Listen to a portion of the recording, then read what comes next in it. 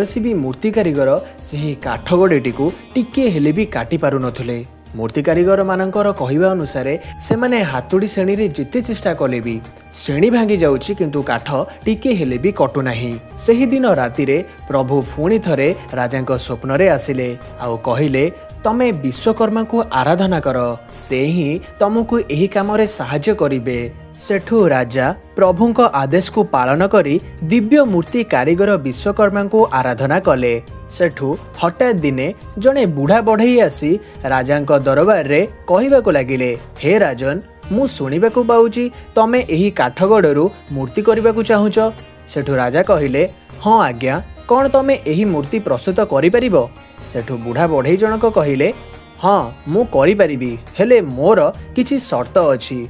मु 21 दिन पर्यंत गोटे बंद घर भितरे भगवान को मूर्ति तैयारी करिबी, हेले एही प्रक्रिया भितरे मु एका रहिबी। 21 दिन परे तमे कबाट खोलिबो, ता पूर्वरु जदि तमे कबाट केबे खोलिदेल मु मूर्ति को सही अवस्था रे ही छाड़ी की चली जीवी। सेठू राजा कहिले, हाँ तमर सबु शर्त रे मु राजी। तापरे विश्वकर्मा कबाट बंद करिकी तांको काम आरंभ करिदेले।